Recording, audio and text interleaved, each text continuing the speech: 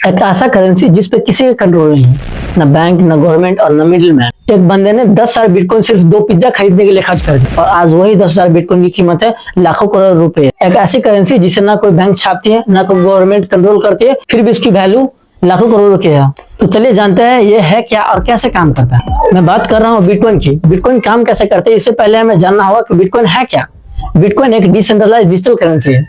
अगर हम सिंपल भाषा में समझे तो बिटकॉइन एक इंटरनेट वाला डिजिटल पैसा है जिसका कोई फिजिकल नोट या सिक्का नहीं होता, इसलिए हम उसे टच नहीं कर सकते, सिर्फ स्क्रीन पर देख और इस्तेमाल कर सकते हैं। लेकिन सिर्फ डिजिटल होने से ये अलग नहीं है। जो चीज इसे रिवोल्यूशनरी बनाती है वो है इसका डिसेंट्रलाइजेशन सिस्टम, जो कि बैंक में नहीं होता। डिसेंट्रलाइजेशन का मीनिंग जान लो, क्योंकि ये वर्ड तुम्हें आगे सुनने को मिलेगा। डिसेंट्रलाइजेशन का मतलब होता है कोई बैंक, कोई गवर्नमेंट या कोई सिंगल कंपनी इस पे कंट्रोल नहीं करती, यानी इसमें कोई बैंक, गवर्नमेंट और मिडिल मैन नहीं होता। ये डायरेक्ट काम करता है पीयर टू पीयर, इंटरनेट के थ्रू। ये पूरी दुनिया के लोगों के कंप्यूटर पे एक साथ चलती है। बिटकॉइन काम कैसे करते हैं, इससे पहले हम थोड़ा बिटकॉइन की हिस्ट्री के बारे में जानते हैं कि बिटकॉइन कब, कैसे और किसने बनाया बिटकॉइन। बिटकॉइन का जन्म कैसा हुआ है ये जानने के लिए हमें 2008 में जाना पड़ेगा। कहता है 2008 में यूएसए के लेहमैन ब्रदर्स बैंक के डूबने से पूरी दुनिया में फाइनेंशियल क्राइसिस आया। लेहमैन ब्रदर्स यूएसए का बहुत बड़ा और पुराना इन्वेस्टमेंट बैंक था। करीब 158 साल पुराना बैंक था, जो आम लोगों का बैंक अकाउंट खोलने के बजाय बड़े बिजनेसमैन, इन्वेस्टर्स और government financial services, investment advisement और लोन मैनेज करने में मदद करती थी। और इस फाइनेंशियल क्राइसिस से बैंक डूब रहा था,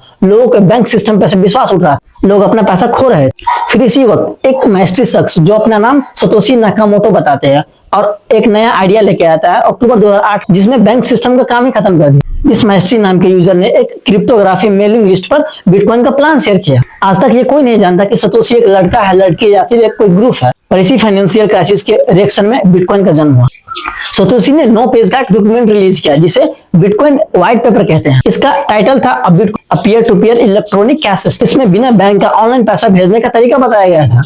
मुझे लगता है आप बोरिंग हो रहे हो, तो चलिए आपको एक इंटरेस्टिंग फैक्ट सुनाता हूँ बिटकॉइन के बारे में। हुआ क्या था, मई 2010 में लेज़लो नाम के एक प्रोग्रामर में 2 पापा जॉन पिज्जा के लिए 10,000 बिटकॉइन पे कर दिया। ये रियल वर्ल्ड में बिटकॉइन का सबसे पहला कमर्शियल ट्रांजैक्शन था। आज उन 10,000 बिटकॉइन की वैल्यू बिलियंस ऑफ डॉलर्स में है। कसम से कहता हूँ, वो 10,000 बिटकॉइन से 2 पिज्जा खरीदने वाला प्रोग्रामर बहुत पछता रहा होगा। पर लेज़लो भाई कहते हैं उनको पछतावा नहीं है, क्योंकि उनकी वजह से बिटकॉइन को यूज करके पहली बार कोई चीज खरीदा गया था दुनिया में। अगर उस दिन लेज़लो भाई ने 10,000 बिटकॉइन से 2 पिज्जा नहीं खरीदा होता तो इतनी पॉपुलैरिटी नहीं मिली होती बिटकॉइन को और इतनी डिमांड भी नहीं होती है रियल वर्ल्ड में।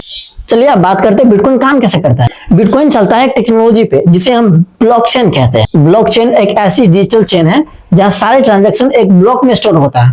सोचो, एक डायरी जो दुनिया भर में लाखों लोगों के पास है। जब भी कोई नया ट्रांजैक्शन होता है वो डायरी के नए पेज पे लिखा जाता है।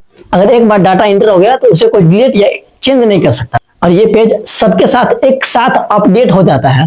इसलिए कोई भी इस रिकॉर्ड को चुपके से बदल नहीं सकता है। हर ट्रांजैक्शन ट्रांसपेरेंट है और परमानेंट है। इसे दुनिया में कोई भी इंसान देख सकता है। जब आप इतना सुन ही चुके हो तो आपके मन में यह भी सवाल आ रहा होगा कि नए बिटकॉइन बनते कैसे हैं। नए बिटकॉइन कैसे बनते हैं, इसके लिए एक प्रोसेस है जिसे हम माइनिंग कहते हैं। माइनिंग का मतलब है नया बिटकॉइन बनाना और ट्रांजैक्शन को वेरीफाई करना। माइनिंग करते समय पावरफुल कंप्यूटर्स और कॉम्प्लेक्स मैथमेटिकल पजल्स का सोल्व करना पड़ता है और जो सबसे पहले सोल्व कर देता है उसको एक रिवार्ड में मिलता है नए बिटकॉइन। प्रोग्रामर के बीच इतना कंपटीशन होता है कि आपको बिटकॉइन बनाने के लिए सबसे पहले पजल सॉल्व करना पड़ता है। पहले 2009-2010 में कंपटीशन नहीं था तो घर में बैठे बैठे कोई नॉर्मल पीसी या लैपटॉप से 1 से 2 दिन में 50 से ज्यादा बिटकॉइंस माइनिंग कर लेते थे। पर आज के समय पे कंपटीशन ट्रिलियन गुना बढ़ चुका है। घर के पीछे से आज के दिन पे बिटकॉइन माइनिंग करना इम्पॉसिबल है। अगर हम ऐसा करने का सोचा भी तो हमें लाखों साल लग सकते हैं एक बिटकॉइन माइनिंग करने के लिए। बिटकॉइन माइनिंग करने के लिए बहुत पावरफुल कंप्यूटर्स और मैसिव इलेक्ट्रिसिटी की जरूरत पड़ती है। अब हम बात करते हैं लिमिटेड सप्लाई के बारे में। सबसे इंपॉर्टेंट है, बिटकॉइन की टोटल सप्लाई फिक्स है। सिर्फ 21 मिलियन बिटकॉइन से कभी एग्जिस्ट कर सकते हैं। 21 मिलियन से ज्यादा बिटकॉइन कभी बना ही नहीं सकता। कागजी नोट जितना चाहे छापा जा सकता है, पर बिटकॉइन 21 मिलियन फिक्स है, न उससे ज्यादा और न उससे कम। इसलिए इसे बुलाया जाता है डिजिटल सोना। जैसे सोना की लिमिटेड क्वांटिटी है जमीन में, ठीक वैसे ही बिटकॉइन की लिमिटेड क्वांटिटी है कोड में। अब हम बात करते हैं हैविंग साइकिल्स की, जो कि बहुत जरूरी है बिटकॉइन के चैप्टर में समझने के लिए। हमें हर 4 साल में नए बिटकॉइन के बनने की स्पीड 50% कट हो जाती है। 2009 में हर 10 मिनट में 50 बिटकॉइन बनते थे। हैविंग होते होते अब ये रिवार्ड बहुत कम हो चुका है, जिससे बिटकॉइन की स्कार्सिटी घटती है और प्राइस बढ़ती जा रही है। आज के समय पे एक बिटकॉइन की कीमत लगभग 61,44,849 इंडियन रुपया चल रही है। ये प्राइस हर सेकेंड थोड़ा बहुत अप डाउन होता रहता है।